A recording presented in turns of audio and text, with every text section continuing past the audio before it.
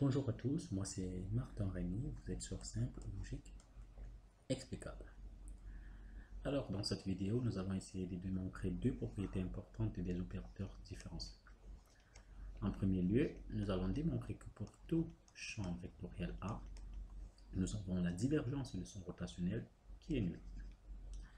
Nous allons également démontrer en deuxième propriété que pour tout champ scalaire f, nous avons le rotationnel de son gradient qui est égal au vecteur nul.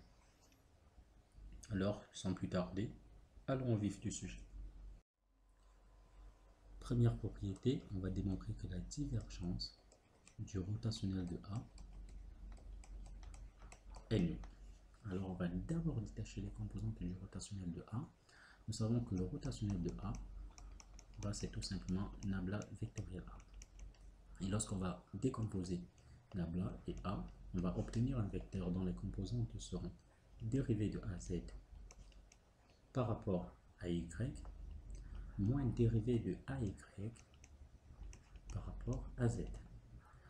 Deuxième lieu, j'aurai dérivé de AX par rapport à Z moins dérivé de AZ par rapport à X. Troisième lieu, j'aurai dérivé de AY par rapport à X moins dérivé de AX par rapport à Y. Donc pour avoir ceci, vous détachez, j'aurai dérivé par rapport à X, dérivé par rapport à Y et dérivé par rapport à Z. Ici j'ai AX, AY et AZ. C'est ce qui vous permet d'avoir ce vecteur que vous voyez juste là. Donc c'est pas ça, on sait déjà comment le calculer, donc c'est pour ça que je me suis juste servi du résultat que ça nous donne. Alors ici, qu'est-ce qu'on va faire? On va simplement calculer la divergence de ceci.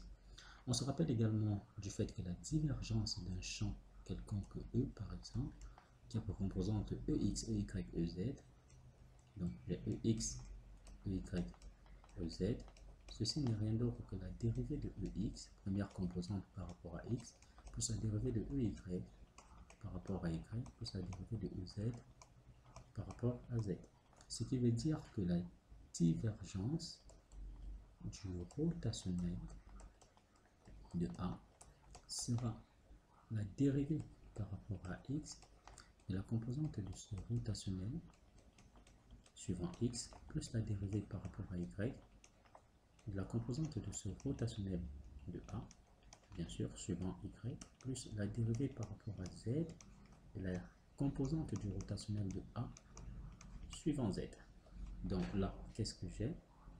Je vais ramener ça là. Je vais ramener l'égalité là. J'ai la dérivée par rapport à X maintenant de la composante suivant X, c'est-à-dire dérivée de AZ par rapport à Y moins dérivée de AY par rapport à Z, plus la dérivée par rapport à Y et la dérivée partielle de AX par rapport à Z moins dérivée partielle de AZ par rapport à Y, plus la dérivée par rapport à Z de la dérivée partielle de AY par rapport à X moins dérivée partielle de AX par rapport à Y. Maintenant ici, qu'est-ce que je vais faire? Je vais simplement développer. Je me retrouve donc avec là. Lorsque je compose là, j'aurai, parce que ceci c'est une composition, c'est pas un produit. Attention. Donc là, j'ai une dérivée carrée de AZ par rapport aux deux variables qui interviennent, c'est-à-dire x, y, par rapport à x, par rapport à y.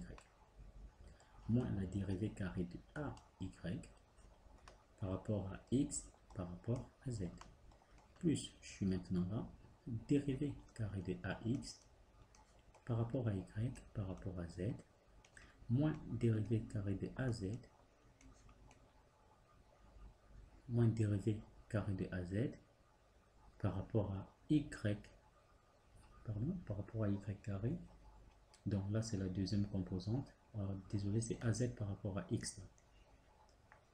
Donc, j'ai dérivé carré de AZ par rapport à Y par rapport à X. Plus la dérivée carrée de AY par rapport à Z par rapport à X, moins la dérivée carrée de AX par rapport à Z par rapport à Y. Or, nous savons très bien que pour toute fonction, la dérivée carrée de f par rapport à x1 par rapport à x2 est encore égal à la dérivée carrée de f par rapport à x2 par rapport à x1.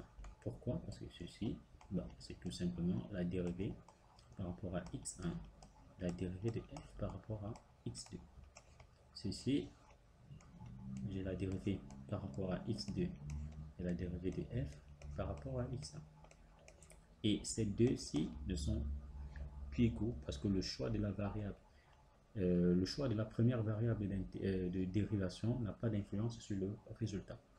Alors, ceci va nous permettre de dire que la dérivée carrée de ax, de az, pardon, par rapport à x par rapport à y sera la même chose que la dérivée carrée de az par rapport à y par rapport à x. Du coup, avec le moins, ça s'annule. Il en sera de même pour ax, dérivée carrée de ax par rapport à y par rapport à z, et dérivée de a carré de ax par rapport à z par rapport à y. De même pour dérivée carrée de ay par rapport à z par rapport à x, et moins dérivée carrée de ay par rapport à x par rapport à z. Vous voyez que tout ceci, ça me donne 0. Du coup, on conclut que pour tout champ A, pour tout champ vectoriel A, qu'est-ce que j'ai? J'ai la divergence du rotationnel de ce champ qui est tout simplement nul. Passons à la deuxième propriété. Deuxième propriété nous demande de démontrer en fait, on a déjà démontré que la divergence du rotationnel est nulle. On va démontrer maintenant que le rotationnel du gradient d'une fonction est tout simplement nul. Le gradient de f, comme on le connaît, c'est tout simplement dérivée de f par rapport à x porté par i plus dérivée de f par rapport à y porté par j plus dérivée de f par rapport à z porté par k. Nous savons ici que le rotationnel d'un champ A qui a pour composante ax, ay, az, ses composantes sont dérivée de az par rapport à y moins dérivée de ay par rapport à z. J'ai dérivée de ax par rapport à z moins dérivée de az par rapport à x. J'ai également dérivé de ay par rapport à x moins dérivé de ax par rapport à y. Donc, le rotationnel du gradient de f, ceci va constituer en fait mon champ A. Aura simplement pour composante,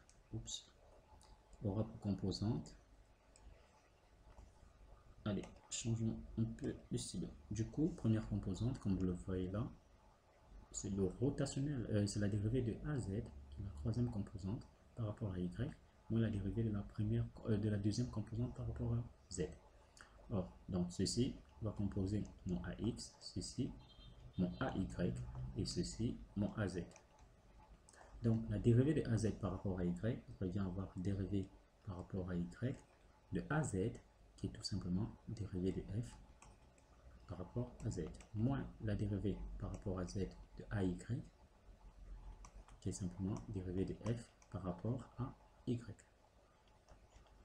Deuxième composante, j'aurai la dérivée par rapport à z de ax. Alors ax, ça fait tout simplement dérivée de f par rapport à x. Du coup, j'ai moins dérivée par rapport à x de az, az étant la dérivée de f par rapport à z. Ici, je me retrouve avec la dérivée par rapport à x de ay, c'est-à-dire dérivée de f par rapport à y, moins la dérivée par rapport à y de ax et la dérivée de f par rapport à x. On est bien d'accord qu'ici, on retrouve bel et bien dérivée carrée de f par rapport à y par rapport à z, moins dérivée carrée de f par rapport à z par rapport à y. Là, j'ai dérivée carrée de f par rapport à z par rapport à x, moins dérivée carrée de f par rapport à x par rapport à z. Ceci me donne dérivée carrée de f par rapport à x par rapport à y, moins dérivée carrée de f par rapport à y par rapport à x. Et on se souvient que la dérivée carrée de f de toute fonction par rapport à x1 par rapport à x2 est encore égale à la dérivée carrée de f par rapport à x2 par rapport à x1. Donc il y a égalité entre ceci et ça, ceci et ça, ceci et ça. Du coup, partout, je me retrouve avec 0, 0, 0. J'ai donc, ceci va donc permettre de conclure que le rotationnel du gradient de toute fonction scalaire est tout simplement nul. Donc, c'est ce que nous avons là pour toute fonction scalaire f. Donc, pour cette vidéo, il est essentiel de retenir que le rotationnel du gradient de toute fonction scalaire est nul.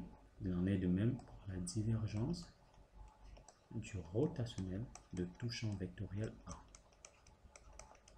Donc, ceci c'est 0, ceci c'est le vecteur nul, parce que la divergence d'un vecteur c'est un scalaire et le rotationnel de n'importe quel vecteur c'est un vecteur. Ce sera tout pour cette vidéo. Et on se donne rendez-vous aux prochaines vidéos. N'oubliez pas de vous abonner et d'activer la cloche de notification pour ne rater aucune des prochaines vidéos. C'était Martin Rémy. Vous êtes sur Simple, Logique, Explicable. Bye bye.